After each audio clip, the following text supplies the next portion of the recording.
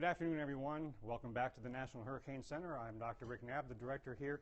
Just in case you didn't know, we actually share this facility with the local forecast office for South Florida in the Miami area, and they are in this part of the building and back to the northeastern side. Their operations area is right around the corner. So we're more than just about hurricanes here.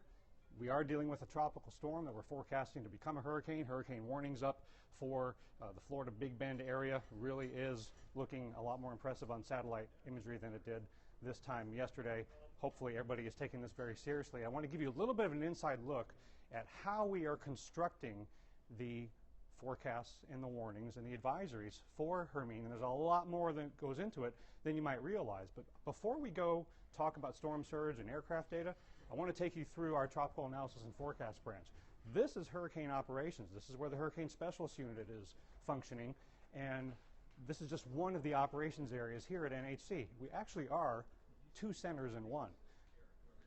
The hurricane specialist unit here, but we also have our tropical analysis and forecast branch, TAFB. So let me take you right across the hallway, and this branch is actually operating 365, 24/7, so there's always something going on at NHC. We're always busy.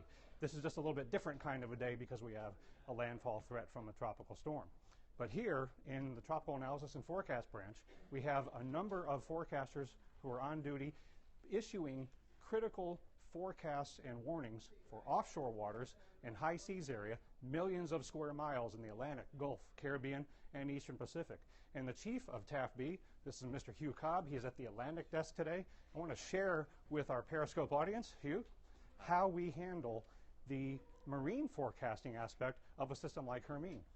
Well, we are now producing gridded marine forecasts from a gridded database using the Tropical Cyclone Marine Tool, which provides the wind speed radii for 34, 50, and 64 knot winds.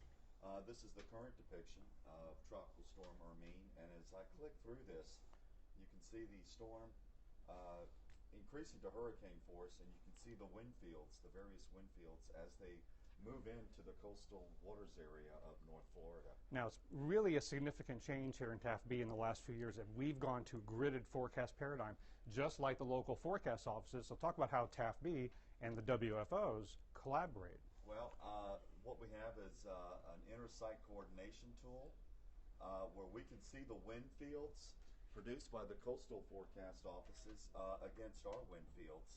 And they're a pretty close match.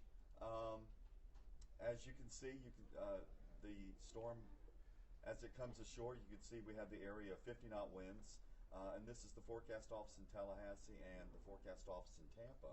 And then the pink areas indicate 34 knot winds.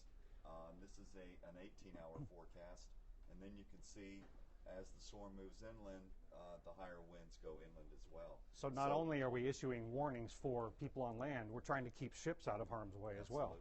That's the mission here in TAFB. Thanks, Hugh, so much. We'll let them get back to work. It's a busy day for the operational forecasters. Now, you've seen this new prototype storm surge watch warning and our new operational potential storm surge flooding map. Where is all that coming from? Who's generating that? Let me introduce you to some of these folks.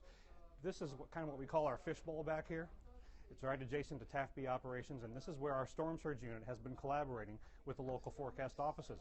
Jamie Rome here in the purple shirt is our leader of our storm surge unit, and we have a collection of experts here from our storm surge unit. You wouldn't believe how talented these folks are in so many different disciplines, not just meteorology geeks like me.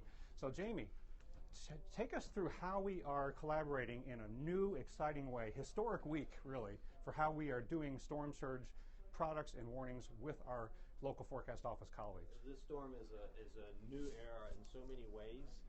Not only the high resolution potential storm surge flooding graphic, which is now operational, but our ability to collaborate with the Weather Service forecast offices via new technology, and you can see that right behind us here. This is the very platform that we would use to work with a WFO on proposed watches and warnings. This is a case of the prototype storm surge watch or warning.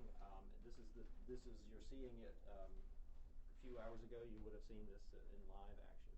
And what's really been interesting today, and we're going to go to the Aircraft Reconnaissance Coordination Office in just a moment, but I want to remind everybody how there is a direct connection between the data collected from the aircraft and keeping you safe. And the way you connect the dots today is the aircraft found that the 34 knot, the tropical storm force winds extended farther to the east than previously anticipated.